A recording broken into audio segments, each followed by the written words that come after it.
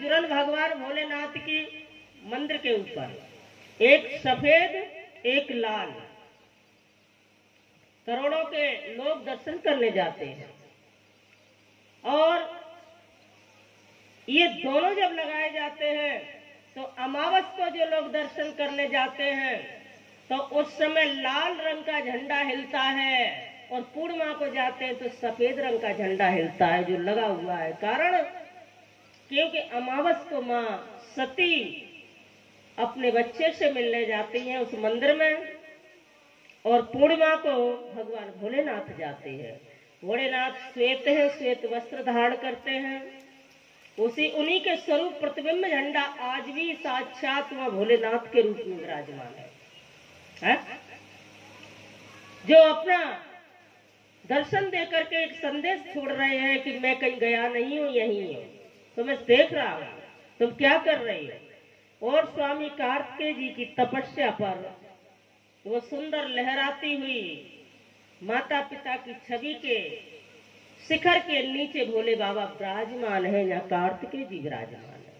ये मल्लिकार्जुन का दूसरा स्वरूप है भोलेनाथ का। तीसरा ओमकारेश्वर, खंडवा के समकक्ष मध्य प्रदेश में, जिनकी सुंदर गोदी में नर्मदा मैया बह रही है। ओमकारेश्वर भगवान स्वयं साक्षात वहां विराजमान है, और यह विक्रमादित्य का किला भी है, महल भी है। विक्रमादित्य कौन थे बताया था मैंने उस दिन, तुम्हारे पूर्वज थे। हाँ, जो संकल्प बोला जाता है उसमें नाम लिया जाता है। ऐसे महान पूर्वजों की कथा सुनने के लिए सर्वस्व निछावर कर दो, ये अवसर बार बार नहीं मिलेगा। और आज सुत संकट जी ने तारकासुर के बेटा का वध किया, जिसका सिर गिरा नेपाल में, वहां पशुपति नाम से विख्यात हुए, और धड़ गिरा ओमकारेश्वर में। इससे 2 सिद्धपीठ हुए। नेपाल में पशुपति नाथ का दर्शन किसी ने किया है? नेपाल हमारे भारत से अलग पड़ता है, लेकिन वीजा नहीं लगता है। हम लोग कई बार गए हैं, वहां बड़ी जिज्ञासा है लोगों के अंदर कथा सुनने की। और फिर उसी ओम नाम का उच्चारण जब किया तो वहां जो बीच में धड़ और सर के बीच में गैप रहा, वहां ओम नाम के उच्चारण से ओमकारेश्वर स्वरूप में भगवान प्रकट हो गए। जो नर्मदा जी के समकक्ष भगवान ओमकारेश्वर विराजमान है, वो पर्वत है, वो पहाड़ है, वो ओम नाम के आकार का है, प्रत्यक्ष स्वरूप है।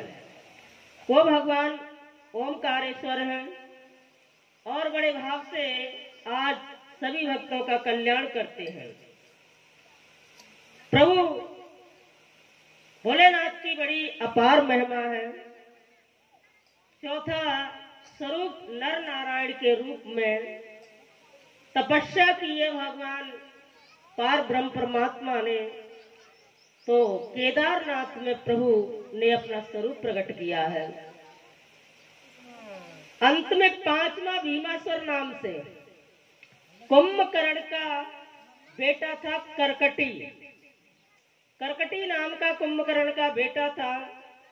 ये बहुत ही अत्याचारी था, जिसने स्वयं भगवान भोलेनाथ ने उसका वध किया, उसके अत्याचार की वजह से।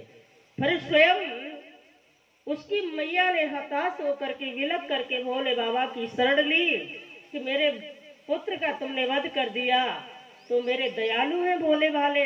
भोलेनाथ मैया पर दया करके भोलेनाथ ने अपना स्वयं का नाम उसके नाम से जोड़ करके उस संसार में स्वरूप प्रकट किया, जो नाम भीमासुर रखा गया, भीमास्वरे रखा गया उस करकटी का वध करने के बाद में।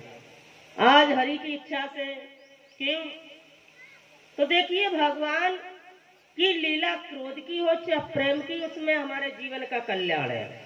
काशी नगरी में बाबा विश्वनाथ 80 घाट पर जैसे कचला घाट, दरिया घाट, फराना घाट, धुआंधार घाट तुम्हारे यहाँ है, ऐसे ही घाटों का नाम होता है संतों की लीला से। तो 80 घाट है काशी नगरी में, बनारस में, तो हमारे उत्तर प्रदेश में पड़ता है। और वहाँ शनि महाराज ने जाकर के साक्षात तपस्या की और गंगा जी के किनारे बैठ करके जब उन्होंने तपस्या की तो आकर के भगवान ने प्रसन्न होकर के उनके दर्शन दिया। दर्शन दे करके बाबा विश्वनाथ ने उनको प्रसन्न किया और आज भी वहां विराजे हुए हैं। ये सब जागृत बाबा के स्वरूप है, कोई ऐसे नहीं है कि वह हम माथा पटकते रहे हमें कुछ मिले नहीं, केवल हाजिरी ही काफी होती है। सातवां त्र्यंबकेश्वर, जो 12 लिंग है उनमें त्र्यंबकेश्वर। गौतम ऋषि जो थे, जिनकी पत्नी अहिल्याबाई थी, देवराज इंद्र ने आकर के सती नष्ट किया था। आज वह गौतम ऋषि बड़ी तपस्या कर रहे हैं क्योंकि इनके हाथ से गाय की हत्या हो गई थी और उस हत्या से दूर होने के लिए उन्होंने मन में संकल्प लिया और जाकर के उन्होंने भगवान भोलेनाथ की आराधना की है। ओम नमः पंचाक्षरी मंत्र के माध्यम से भगवान ने आकर के वहां दर्शन दिया और दर्शन देने के बाद में गौतम ऋषि ने प्रार्थना की, प्रभु आप यही विराजो सदा के लिए। भगवान वहां बैठ गए त्र्यंबकेश्वर नाम से। हम किसी की बात नहीं मानते और सुन भी लेते तो समझते नहीं है, समझ भी लेते हैं तो कान से 10-20 आवाजें तो पी जाते हैं वही। हाँ, लेकिन विश्व का नाथ बाबा विश्वनाथ एक भक्ति की आर्त भरी भक्ति पर, कहने पर, विनती पर अपने स्वरूप को ही प्रकट कर दिया, सर्वस्व ही निछावर कर दिया। अंत में बाबा वैद्य जी, वैदेश्वर, ये वैदेश्वर भगवान वैद्य जी क्यों कहा गया? क्योंकि ये दवाई करते थे, इलाज करते थे। और हरि की इच्छा से एक बार क्या हुआ कि रावण ने सोचा कि भगवान भोलेनाथ की शिवलिंग को हम अपने राज्य में ले जाएंगे,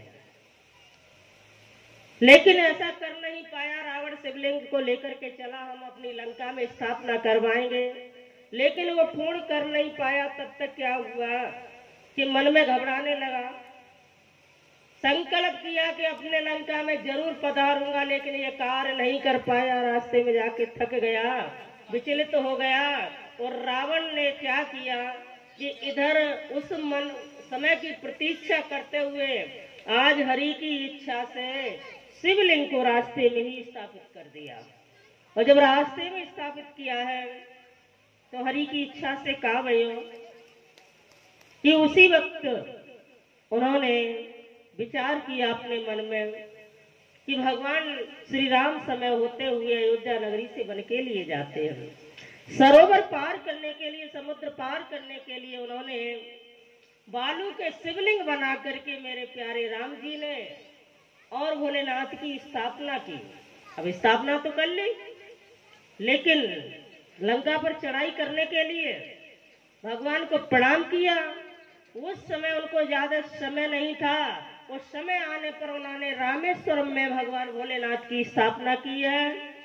तब उन्होंने मन में विचार किया कि इस समय मुझे वक्त भी है, समय भी है, किसी विद्वान को बुलाना चाहिए कार्य करने के लिए। तो रावण से बड़ा कोई विद्वान नहीं था, रावण को बुलायो। और जब रावण को बुलायो, इतना बड़ा कोई विद्वान नहीं था, तो उसने मंत्र बोले आकर के, राम जी बैठे हैं भोले बाबा की पूजा करने के लिए और रावण इधर बैठा है पंडिताई करवाने के लिए। हनुमान जी ने देखा पूजा संपन्न हो गई। राम जी कहने लगे रावण से, रावण के आशीर्वाद दे रहा है, ब्राह्मण के रूप में गद्दी पर विराजमान है। हनुमान जी ने बगल में धक्का दिया, क्या डर की वजह से पूजा करने आ गए राम जी के यहाँ? रावण ने कहा नहीं, मैं डरा नहीं हूँ, आज मैं गुरु की गद्दी पर विराजमान हूँ, आज मैं गद्दी पर विराजमान हूँ, इसलिए धर्म की मर्यादा का पालन कर रहा हूँ, मैं डरा नहीं हूँ। तो रावण ने उसी समय मंत्र उच्चारण करके पूजा पाठ कराई क्योंकि राम जी ने सोचा, इसके मन में ये संकल्प था कि मैं भोले बाबा की स्थापना अपने यहाँ करूंगा।